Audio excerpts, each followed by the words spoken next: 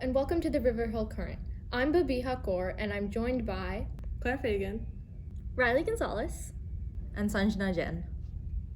Today, we'll be discussing a variety of New Year's resolutions made by River Hill students. Later, we'll see if those goals are achieved. According to statistics from History.com, 45% of Americans claim that they make New Year's resolutions, but only about 8% of them are successful in carrying out their goals. The tradition of creating New Year's resolutions dates back to about 2000 BC during the time of the ancient Babylonians, with their resolutions often being promises to gods. Although New Year's resolutions have stayed, the kind of goals people are currently making have definitely evolved. During the first week after winter break, we interviewed some River Hill students and asked them what their New Year's resolutions are for this year. So my New Year's resolution is kind of just fulfilling all the projects that I've committed myself to. So basically not leaving any tails hanging.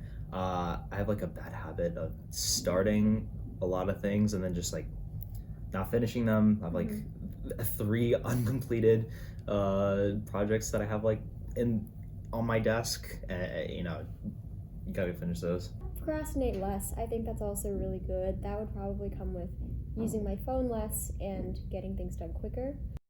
Making resolutions with the intent of procrastinating less seems to be a common theme here at River Hill. However, students also have other academic goals. For the academics, mainly just kind of maintaining the best grades that I can. I'm not exactly expecting to get straight A's, just pushing myself to do the best that I'm going to be able to do. Gina is committed to doing the best she can do this year. She believes that setting reasonable expectations will allow her to carry out her goals more effectively and in a timely manner. While many students' goals are focused on school and academics, January is also a time to focus on oneself.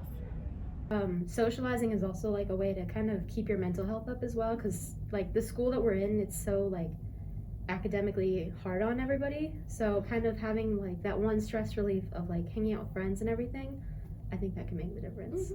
I think my biggest New Year's resolution is probably to read more self-help books, especially things that are going to help me with professional skills such as public speaking, kind of being more proactive. Socializing, spending time with friends, and taking care of oneself are just as important as academic goals. Typically, after taking a break from school, many reflect on how they're feeling in general, not just in association to school, and become more focused on their own perspectives. While the holidays are usually the most common time to be together with family members, students are worried about quality times with their loved ones on a daily basis. My New Year's resolutions are to spend less time on my phone and more time with my family.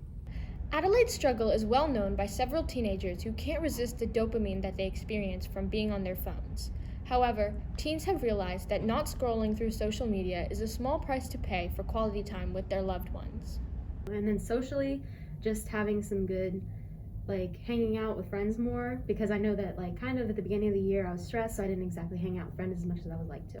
Bettering oneself is the basis for almost any New Year's resolution, but the specific ideas behind the goal varies.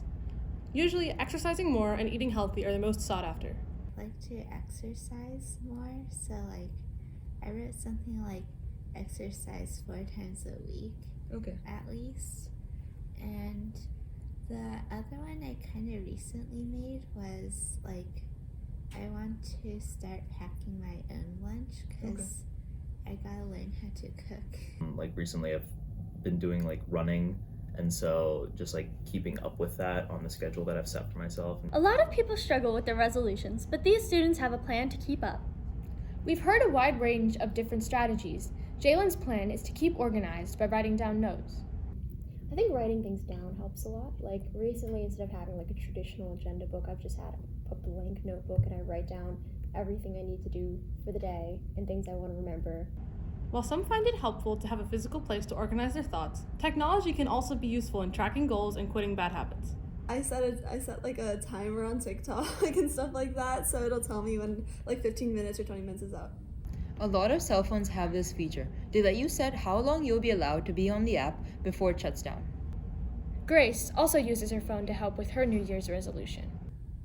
So for exercise particularly, I have a fitness tracker, so I set it so it tells me how many times I've exercised this week. Although Anton has a similar goal to Grace, he has a different method of achieving it. Well, so for running, I usually go with friends for running, so that's a big motivator. If you yourself are looking to accomplish your goals, like the students we talked to, here are some more general strategies. When setting a goal for yourself, it has been found that it's important that the goal be specific and measurable. That way, progress can be easily tracked and the end result kept in mind. It's also helpful if you break up your large goal into smaller, more manageable tasks, setting milestones for yourself to reach on your way to completing a resolution. 2 weeks after we first interviewed this group of students, we checked back in with our interviewees to see the result of their New Year's resolutions. I haven't exactly been accomplishing them as much as I would have liked to. Okay. I guess with like the stress of midterms and such, it's been a bit difficult to like set time out or like block out time to do this other stuff. I think it was to like finish projects that I started on, and also to do like consistent running, which I have been, but then it started raining. It was like raining for a while, and then I didn't do that, but then I started doing it again, so. Some students experienced success, managing to stick to their resolutions. Since then, I've kind of developed to doing it with a friend. So now we're FaceTiming, or anything. We'll talk or we'll hang out after school, and we'll have like a study session kind of, where we do something called the Pomodoro technique. I don't know if you've heard of it, but that and active recall, where basically we'll work for like 25 to 30 minutes, then we'll take a 5-minute break. So that way we're like on task, but we still take the time we need to like rest and everything. And it's been showing that it's working pretty well. So we do that like 3 or 4 times a week. So I read, probably since January 1st-ish, I've read 3 books, which is not too bad. I definitely have made progress since like last year before my resolution, but I'm still working towards making more progress. I've been setting like screen time limits, and they actually help because I've made myself like stop whenever I see the screen time instead of just like ignore it. Although some of our interviewees succeeded and some struggled, what was more important was how the resolutions impacted their habits throughout the 2 weeks. I've slightly adjusted the, I guess, sort of mindset I have for my resolutions. When I originally said I wanted to like pack my own lunch, I think that's now more like I want to start cooking more. Overall, New Year's resolutions have the potential to be effective, but only if one chooses their resolution carefully.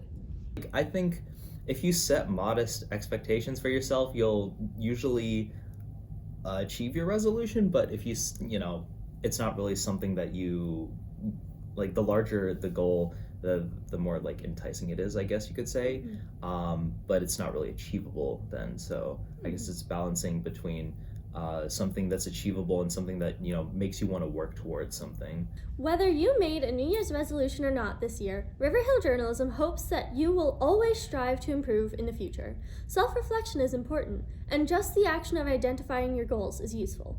In conclusion, resolutions aren't about reaching perfection. They're about focusing on yourself and trying to improve, which anyone is capable of. Slay!